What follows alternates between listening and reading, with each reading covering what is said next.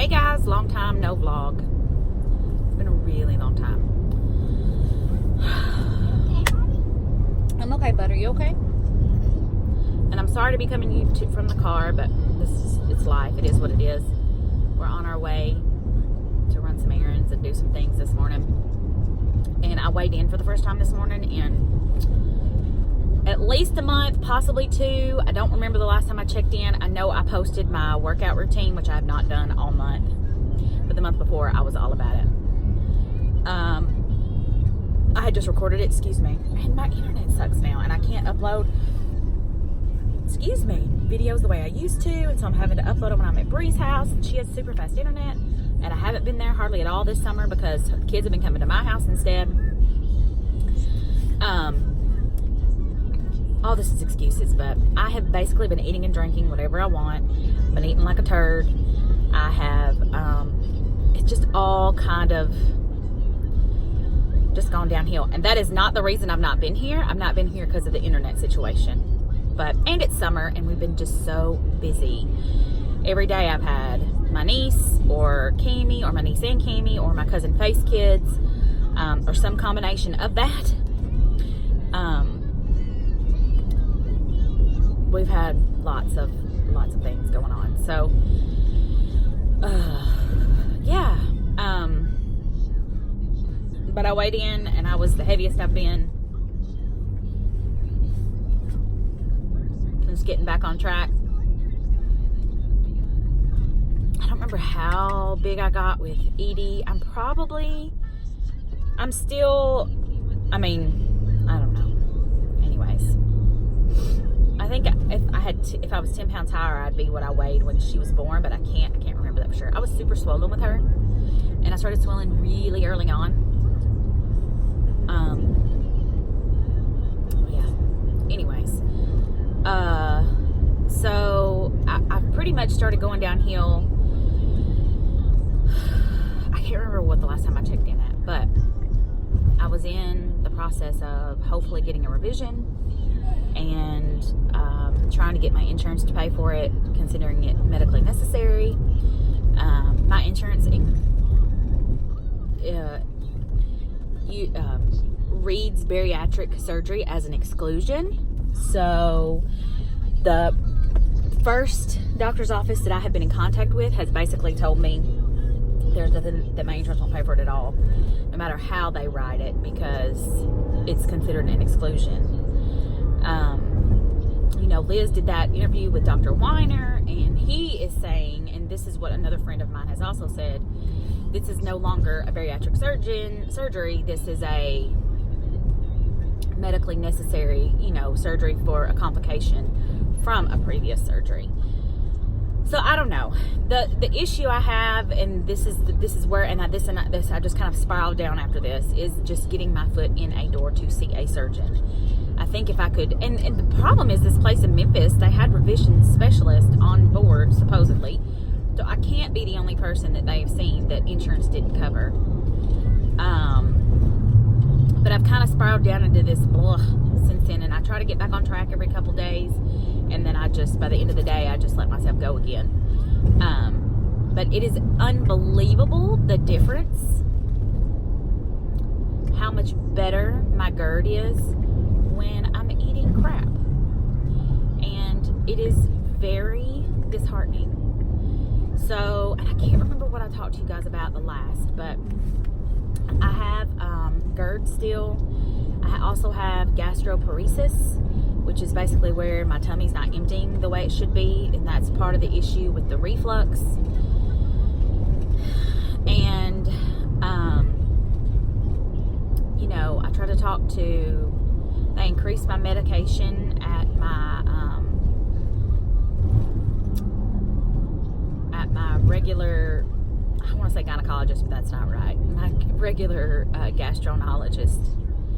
And I tried to talk to him about revision, and he was not, first of all, he's not a bariatric surgeon. First of all, he doesn't work with bariatrics, and he basically was saying he didn't know. Then at one point, he was making some comment about my tummy not looking right, so who knows? And I'm sure it's stretched out. I feel like I can eat like a typical person. I try to watch my portion sizes, but when I'm eating whatever I want, I mean, obviously, and when I'm eating slider foods like popcorn or Chex Mix or chips or, you know, instead of like protein and vegetables, yeah, absolutely, I can eat a whole lot more. And I mean, I could eat popcorn for days. I could eat popcorn all day, every day, and still continue to eat it and not ever have GERD, never get full. Never had that stuck feeling. Like it's just so weird. But so I don't remember what I told you guys, but basically, did I come and cry? Because I cried every time I told somebody else this story. So after I had the endoscopy done, and they gave me the results or whatever, he basically said they gave me this new diet that I need to be eating for the gastroparesis, which basically was me eating potatoes and noodles.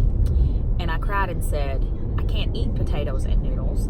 And in a perfect world, that would be great, but I used to weigh 400 pounds, and that is a fast trip to get me that way. There was a huge list of things I wasn't supposed to eat, which was all things I was eating. Raw vegetables, red meats, like it was hilarious the amount of things I was not supposed to be eating. Those are the biggest things, but when I'm back on track and eating the way I feel like I should be eating as a weight loss surgery patient and what's healthiest for my body. Yes, sir. Oh, I love the way you ask. Let me have that.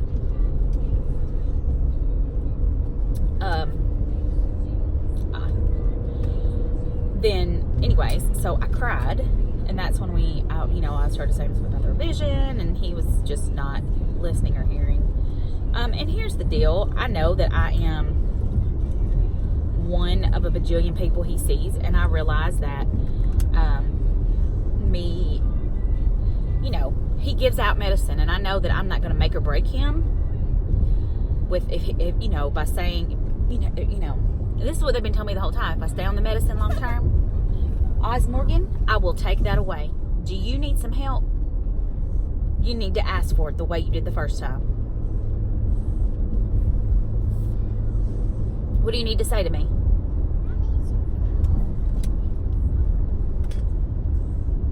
What are you trying to do?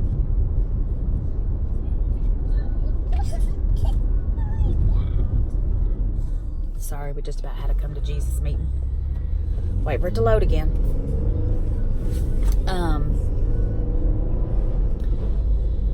Anyways, I cried and I said, I can't eat this way. And the little nurse in the room was like, oh, no, this is a great diet. Like, I've done this diet before and I lost like 15 pounds. I'm like, that's basically what I was like. I just cried. And they just weren't super helpful. And I feel like I'm in between the rock and a hard place of, is it working now? Yeah. If I continue this path of eating crap, I'm going to continue to gain weight. If I continue this path of if I start to eat the way I should for my body and my health and as a weight loss surgery patient, I'm going to continue to feel like crap unless I have this revision. So it's a really weird place to be. I thought about looking into Mexico. I thought about looking into self-pay. Ed's not really on board for either one of those things. I mean, ultimately it's my body, I guess, but I have to have the support system in place. Dr. Weiner gave me the verbiage I need to talk to people, but the problem is just getting in the door. He also suggested a particular surgeon out of Tennessee. They're through Vanderbilt. That's probably the place I need to start. But when you start looking into these surgeries and going down the path, you have to go down this certain path, and they treat you all like in this one big herd. I get all of that, but I can't be. Here's the other issue. I can't be going to 5 different surgeons and wasting time and money. And these are all excuses, but this is real life mom life. Time and money and energy to get in the door for them to tell me that they're not going to help me.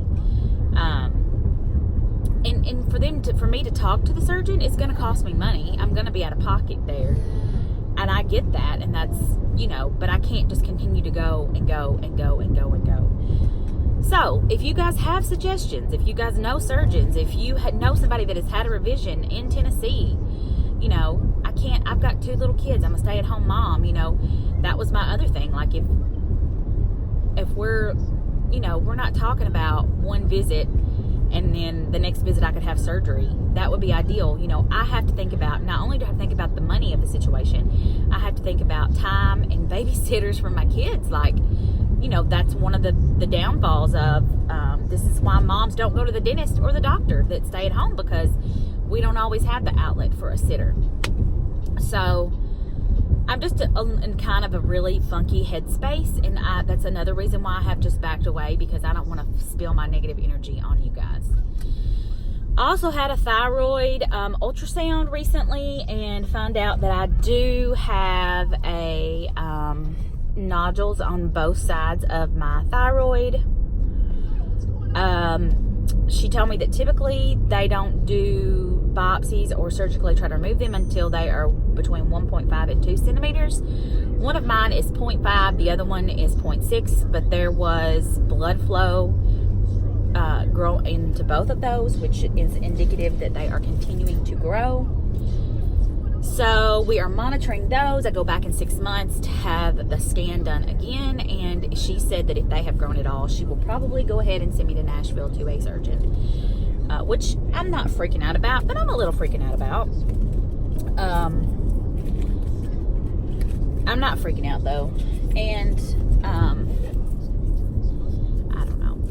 Anyways, that's where we are with all the things. I just wanted to check in and tell you that I am not lost completely. I'm fatter than ever, and I'm trying to get myself together. But when I finally do, I will check back in. Love you guys.